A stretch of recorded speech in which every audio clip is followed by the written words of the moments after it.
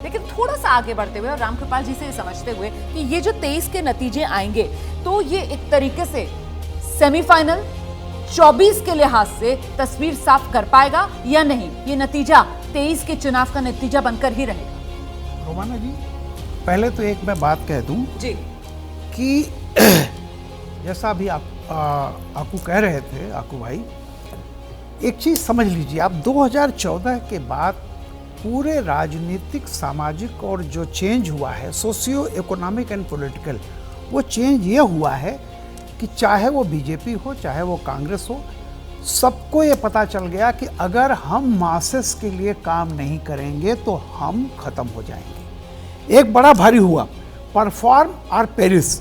इसलिए आप देख रहे होंगे कि किसी जमाने में कोई घोषणा पत्र कोई पढ़ता नहीं था, कोई चर्चा नहीं होती थी घोषणा पत्रों की। आज घोषणा पत्र के एक एक चीज पर बहस होती है।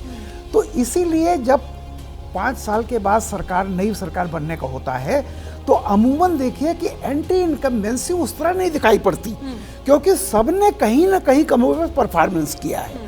अब सवाल इस बात का होता है कि और अच्छा कौन करेगा, यानी जो प्रेजेंट व्यवस्था है उसी को कंटिन्यू करना है या इससे बेहतर ये करेगा। तो अब बात निगेटिविटी की नहीं होती। आप बड़ी महत्वपूर्ण बात कह रहे बिल्कुल कि परफॉर्मेंस को लेकर दिखता है कि परफॉर्मेंस हो रहा है, नेगेटिविटी की बात नहीं हो रही है। और खासतौर से मध्य प्रदेश के संदर्भ में इस बात का जिक्र बार बार किया गया। शुक्ला जी बेहतर बता पाएंगे कि साहब वहां पर बीजेपी या शिवराज सिंह चौहान सरकार से नाराजगी नहीं, लेकिन एक उकताहट का फैक्टर वो आ जाता है, वो सीपन कर जाता है। हाँ, निश्चित तौर पे। इसीलिए आप देखिए 2018 का जो चुनाव हुआ उसमें आप देखिए भारतीय जनता पार्टी बहुत कमजोर नहीं थी। भारतीय जनता पार्टी 109 सीट जीती और कांग्रेस भी बहुमत नहीं पा पाई। तो उसका कारण यही था कि जो व्यक्ति 15 साल से लगातार सत्ता में था उसके खिलाफ तो एक बड़ा निगेटिव अप्रोच होना चाहिए, जैसे कि 2003 में दिग्विजय सिंह के खिलाफ था। तो एक बड़ा अप्रोच खड़ा हुआ लोगों में, बराबरी पर छूटा। हाँ, लेकिन आप देखिए 18 में भारतीय जनता पार्टी या सरकार के खिलाफ उतना बड़ा माहौल नहीं था और इसीलिए बिल्कुल क्लोज पहुंची हुई थी सीटें। तो इस बार भी 23 में भी ये नहीं मानना चाहिए कि भारतीय जनता पार्टी बहुत कमजोर स्थिति में है। ठीक है, इसीलिए सेतिया साहब अब सवाल जो हम पहले जिस पर चर्चा कर रहे थे कि फिर इसको 24 का सेमीफाइनल के तौर पर चुनाव को देखा जाए या नहीं, असर सिर्फ लोकल ही रहेगा, दोनों चुनाव बिल्कुल अलग अलग मिजाज। कोई चुनाव अगले चुनाव का सेमीफाइनल नहीं होता।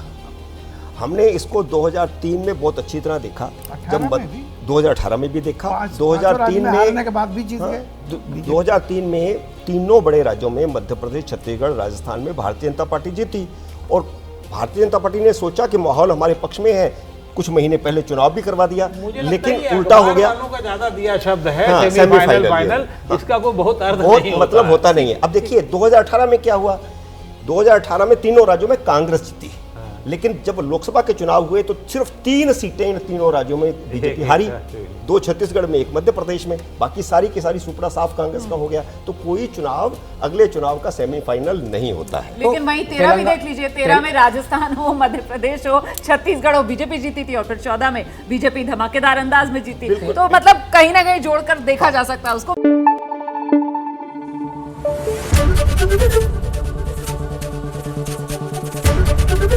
एबीपी न्यूज आपको रखे आगे।